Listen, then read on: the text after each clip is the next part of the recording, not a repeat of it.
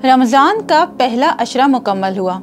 रहमतों और बरकतों के साथ साथ बहुत सारा वेट गेन, एसिडिटी और वीकनेस भी मिल गई ना। ऐसा क्यों होता है?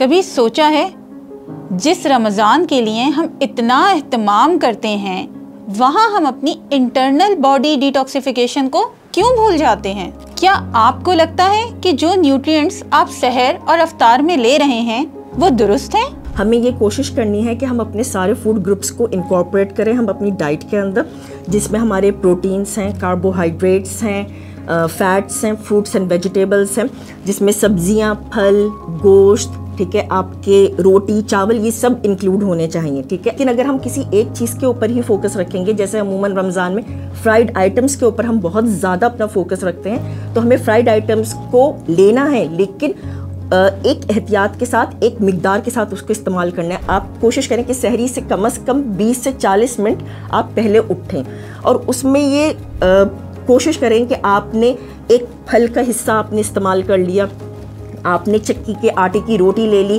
Comparatively from paratha. पराठे की जगह अगर आप रोटी लेते हैं तो रोटी के ऊपर आप हल्का सा तेल लगा सकते हैं। दूसरा ऑप्शन ये आता है कि खजला और फेनी का बहुत ज़्यादा इस्तेमाल किया जाता है, तो खजला और फेनी को आपने किस तरह से मॉडिफाई करना है। आप खजला फेनी की जगह जौ का दलिया इस्तेमाल कर सकते हैं, या जो आपके होल व्हीट फ्लेक्स आते हैं, ठीक है ना, कॉर्न फ्लेक्स की जगह आप होल व्हीट फ्लेक्स ले सकते हैं, ठीक है, जिसके अंदर खुश्क मेवा जात भी शामिल होते हैं, आजकल मिलते हैं हमारे पास मार्केट में, तो वो भी इस्तेमाल कर सकते हैं। लेकिन सबसे बेहतरीन ऑप्शन आपके पास ये है कि आप जौ का दलिया इस्तेमाल कर लें।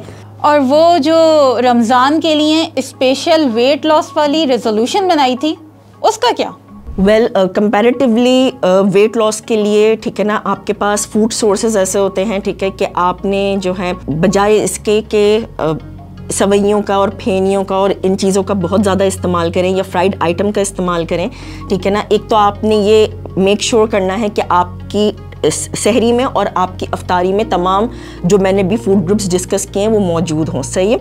इसके अलावा ये कि अगर आप दालें, फलियाँ, ठीक है, सब्जियों की तरफ आप जाते हैं, नट्स हैं, आपके लेग्यूम्स हैं, ठीक है, आपके होल व्हीट फ्लावर हैं, ठीक है ना, इनको आप अडॉप्ट करने की कोशिश करते हैं, इनको आप इनकॉर्पोरेट करते हैं अपनी डाइट के अंदर, तो एक तो आपको न्यूट्रिएंट्स का फुल पैक भी मिलेगा, प्लस ये आपके लिए बहुत ज़्यादा हेल्पफुल होंगे इन वेट लॉस। अक्सर लोगों का मानना है कि रमज़ान में हमारा मेटाबॉलिज्म स्लो हो जाता है, और यही वजह है कि ईद तक वेट लॉस होने के बजाय उल्टा वेट गेन हो जाता है।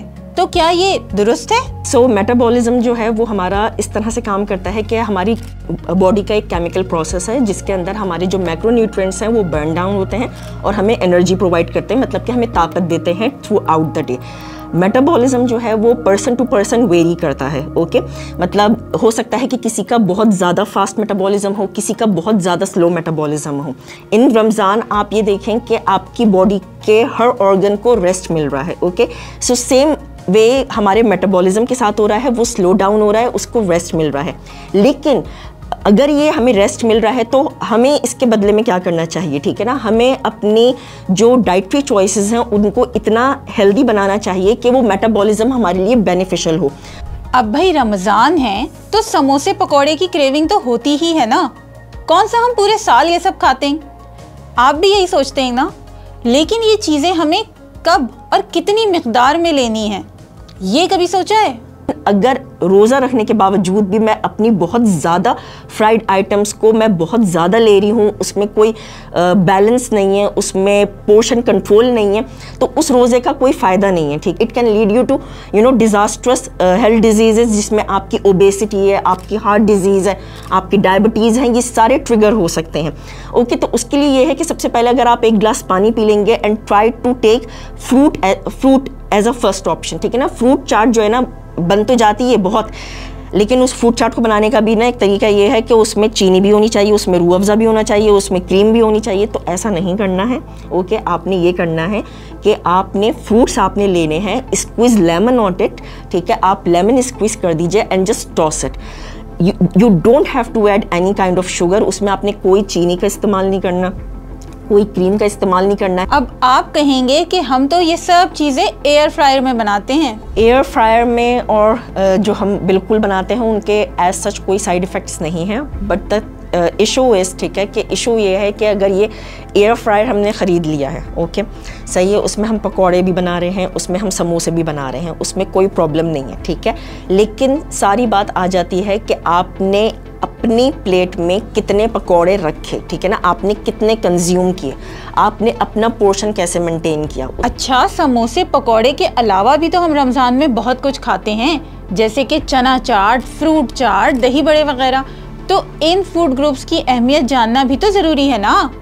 पोर्शन कंट्रोल अगर हम बिल्कुल एक आम आदमी के लिए अगर हम बताएं, ठीक है ना, तो उसमें ये है कि आपने जो है ये फ्रूट्स, आपने veggies, you know, a full cup of hand, ठीक है ना, 2 कप्स ऑफ हैंड, आपने इसके बराबर आपने वेजीज, सब्जियों का इस्तेमाल करना है, okay. Then a cup of ये जो हैंड है हमारा, दैट शोज कि आपने एक फ्रूट का इस्तेमाल करना है, ओके। प्रोटीन्स, गोश्त की, लहमियात की जो मैं बात कर रही हूँ, सही है, उसमें आपने ये देखना है कि आपका पाम साइज़, आप अपना गोश्त का हिस्सा आप अपना इस्तेमाल कर सकते हैं, ओके। एंड देन जिसकी तरफ हम सबसे ज़्यादा भाग रहे होते हैं, ठीक है ना, जो कि हमारे फ्राइड आइटम होते हैं, उनको हमने ये you know you have to show thumb, ये बिल्कुल थंब साइज़ आपने ऑयल का इस्तेमाल करना है, ठीक है ना, इसको कट डाउन करना है। Either you are healthy individual, ठीक है ना, या अगर आप खुदा ना खास्ता किसी बीमारी से लड़ रहे हैं या वोट एवर सो, ठीक है ना, लेकिन इसमें भी ये बहुत ज़्यादा इन्हांस हो जाता है दूसरी बीमारियों के अकॉर्डिंगली। लेकिन ये है कि आप इसको जितना आप अपने तेल के पोर्शन को, चीज़ के पोर्शन को आप जितना कम रखेंगे उतना आपके लिए बेनिफिशियल होगा। बहुत सी माएँ तो अपने टीनेजर्स को पास्ता, चीज़ स्लाइसेस और मक्खन में बनी हुई चीज़ें खिलाती हैं, तो क्या ये इनकी बॉडी रिक्वायरमेंट के हिसाब से दुरुस्त है? लाइक इन किड्स, ठीक है ना, इट्स ओके, ठीक है ना, क्योंकि बच्चों का एक अलग सिनेरियो है, उसमें यह है कि वो लोग खेल कूद भी कर रहे होते हैं, उनको अपनी पढ़ाई भी करनी होती है, सही है, वो स्कूल भी जा रहे होते हैं, तो they have a very active life style, ठीक है ना, वो खेलने भी जाते हैं, तो उनकी जो जितनी वो एनर्जी ले रहे होते हैं उसको वो कंज्यूम भी कर रहे होते हैं। लेकिन लेटर ऑन, ठीक है ना, एज एन अडल्ट्स, ठीक है ना, अगर हम एक एडल्ट की बात करें, ठीक है, तो उसमें यह है कि एडल्ट कितना अपने लिए जो है वो वर्किंग कर रहा है, सही है। अगर वो वही चीज़, pasta and you know butter और ऑयल का इस्तेमाल कर रहा है, तो उसके लिए वो कितनी वर्किंग कर रहा है। तो कि अगर आपने अपनी एनर्जी को बर्न करना है, अपनी कैलोरीज को बर्न करना है, तो you need to get up, okay. Making excuses burns 0 calories. भाई, खाने की बातें तो हो गई, लेकिन हम पानी और दीगर मशरूबात को कैसे नज़रअंदाज कर सकते हैं? इसकी कमी से तो वैसे ही डिहाइड्रेशन हो जाती है।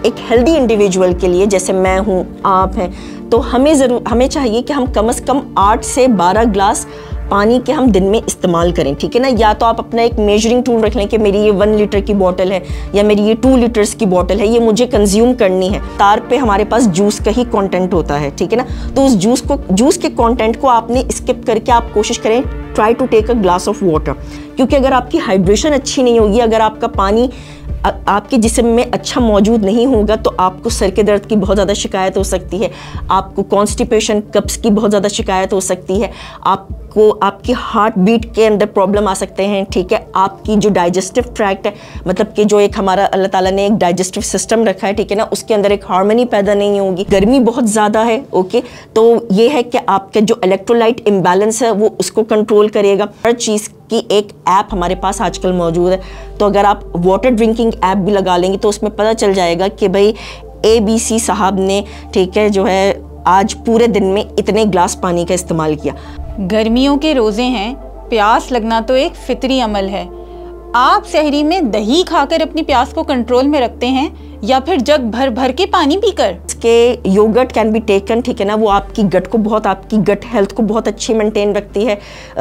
आपकी जो गट के अंदर जो प्रोबायोटिक्स, प्रीबायोटिक्स हैं, जो कि बीमारियों से लड़ रहे होते हैं, उसको बहुत ज़्यादा मतलब हेल्दी सस्टेनेंस के लिए बहुत ज़्यादा ज़रूरी है, ओके, तो वो यूज़ कर सकते हैं। प्लस जो आपकी हाइड्रेशन है उसके भी उसको भी समहाउ वो उसको वो कवर अप कर रही होती है, तो यू कैन टेक योगर्ट। अक्सर ऐसा होता है कि ये सब कुछ करके भी तबीयत बोझल महसूस होती है, और वेट लॉस जर्नी में तो कुछ ज़्यादा ही। फूड ग्रुप्स इनकम्प्लीट होंगे तो आपकी एनर्जी सस्टेन नहीं रहेगी।